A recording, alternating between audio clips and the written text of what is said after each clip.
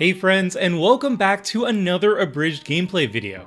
Today's game features one of the most unique and underrated commanders out there, Niambi Esteemed Speaker. Niambi is jam-packed with value for just 2 mana, which our deck takes full advantage of. First, she can bounce other creatures back to our hand at instant speed while gaining us life, letting us reuse powerful enter the battlefield triggers like ramping with Knight of the White Orchid, or detaining our opponent's permanence with Lavinia of the 10th. But her second ability is even sweeter, letting us discard any legendary card to draw 2 cards. Not only is this sweet card draw, but it also puts legendary cards into the graveyard, which we can then cheat into play with Reanimation, reanimating creatures with cards like Death or Glory and Karmic Guide, and reanimating permanents with cards like Amerius Shepherd and Sun Titan. The end result is a unique Legendary Reanimator deck that is packed with legendaries that handle all aspects of the deck, from drawing cards, locking down opponents, and beating face. We're running a $100 version of the deck, and it's honestly one of my favorite budget brews so far.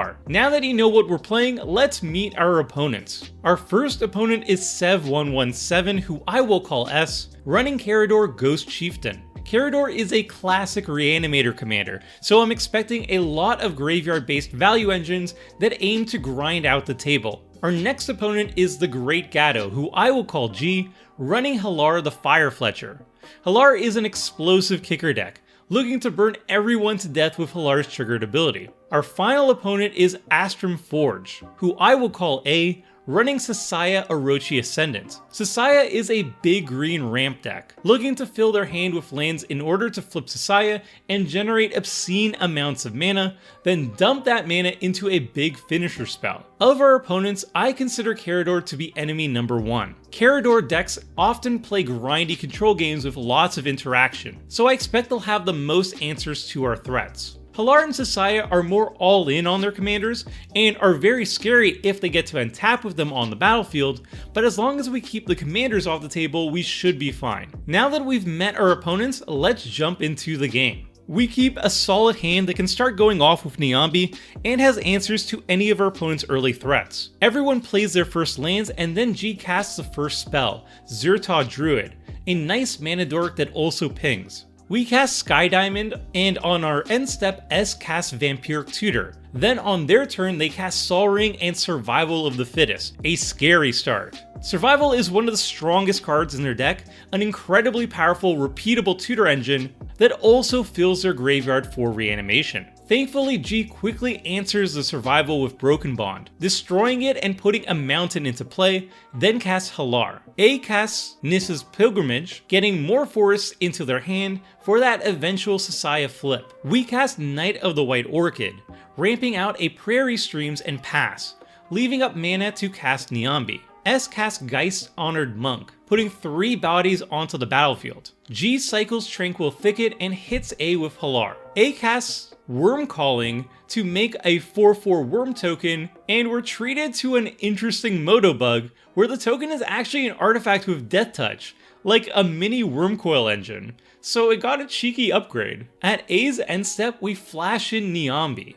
bouncing the Knight back to our hand and gaining 2 life. Then on our turn, we recast the Knight, ramping out a Glacial Floodplain, and then cast Search for Glory, grabbing Azor the Lawbringer, a powerful Sphinx that will pair nicely with the Unesh in our hand. S casts Altar of Dementia, another very scary threat in Carador, as it's both a sack outlet that fills Carador's graveyard, and almost always is used as a combo piece. Thankfully, S follows it up with Yasharn, which prevents them from using their own altar. G passes the turn, either holding up shenanigans or being land flooded. A casts Civic Wayfinder, getting another forest for Sasaya. Then they cast a unique card, Rites of Spring, discarding 3 cards for 3 more lands in hand. Sasaya should be ready to flip soon. On our turn, we cast Unesh Cryosphinx Sovereign, triggering a mini Factor Fiction when it enters the battlefield and letting A sort the piles, taking the pile with Looter Ilkor and Counterspell. Then we cast Looter and pass. S casts Butcher of Malakir and attacks with the Geist and Yasharn, really hoping that someone kills their Hateboar so that they can start sacrificing things, but unfortunately for them, A just chump blocks with the Wayfinder. G clears the board with Blasphemous Act, making me wish I didn't cast my looter and kept up Counterspell instead like a good Magic player. Then they recast Halar. On A's turn, they finally cast Sasaya, signaling that they have 7 lands in hand to flip her. On our turn, we start rebuilding our board, casting Resurrection to get back Karmic Guide, which in turn reanimates Unesh. And I take the pile with Death or Glory and an island. Then we cast Azor the Lawbringer, denying our opponents the ability to cast instants and sorceries for a turn, and drawing more cards off Unesh. We're in a sweet position now, and I'm feeling confident. S casts Carador and passes. G is unfortunately mana flooded, playing and cracking Blighted Woodland to ramp out a forest and mountain. Then A activates Sasaya, revealing a hand full of forests and flipping her onto the enchantment side. Then A casts Kamal, definitely a strong finisher with all that mana they have now. A floats a ton of mana and then goes to animate their untapped forest with Kamal, to which I respond by exiling Kamal with Swords to Plowshares. A then uses Kamal's Overrun ability to pump its own power and gain more life off the swords. At this point, we know that A has a handful of lands, so they're purely in top deck mode, a mostly neutralized threat. We flash in Niambi on our upkeep to bounce Karmic Guide back to hand, getting around its echo cost. Since we're in a dominant position, I decide to get aggressive. We recast Karmic Guide, reanimating Akroma Angel of War, and swing in with our flyers. I'm being nice though, and dividing the damage between all opponents, spreading the love. S casts Entomb on our end step, putting Revelark in the graveyard. Then on their turn, they cast Revelark with Carador, now able to sacrifice it to the altar and reanimate stuff at instant speed. Then they cast Rampant Growth to ramp out a swamp. Unfortunately, G is still mana flooded, so just makes Halar unblockable with Rogue's Passage and smacks us for 3. A is also not doing much and passes. As we move to combat, A casts Beast Within to kill Azor, which we counterspell. We swing with all our flyers, spreading the love again, and I dump all of our mana into Azor, drawing tons of cards.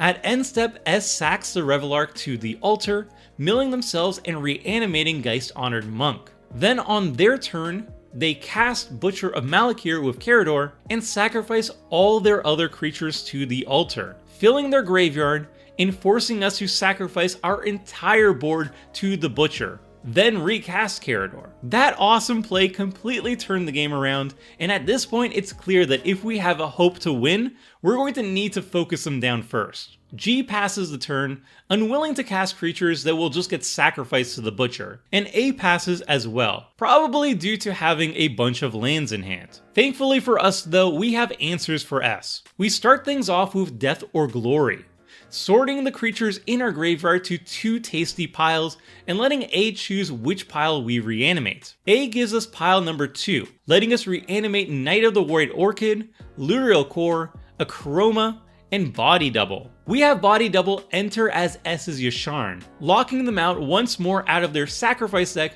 with their own Hate Boar. Then we cast Azorius Signet and top things off with Angel of Finality, putting the nail in S's coffin by exiling their stacked graveyard. Then we smack A with Akroma and pass. Despite all of the hate though, S isn't out yet. A possibly game-ending threat even with 0 cards in hand or in the graveyard. G finally casts Halar again and enchants them with Snake Umbra, protecting the commander and letting them draw 3 cards each time Halar triggers, assuming they cast a kicked spell. A casts Gatecreeper Vine and fetches another forest. On our turn, we cast Careful Study, Sol Ring, and Thran Temporal Gateway to flash in our legendary permanents. Not eager to lose to Avenger of Zendikar, we send what we can at S, bringing them down to 13, loot with the Looter, and cast Mangara of Karandor. S plays a land, pumping all the plants with Avenger, and swings them at us. I block 2 of those plants, forgetting that Butcher makes us sacrifice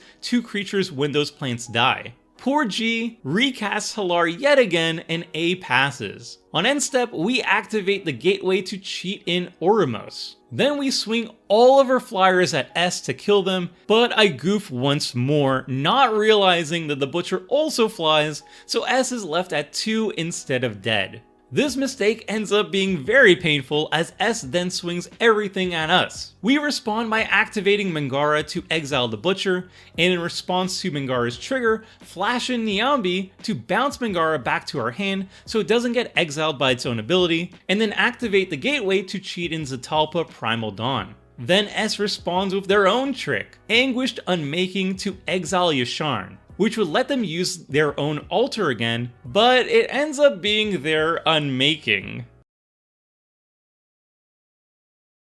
Whoa, what just happened?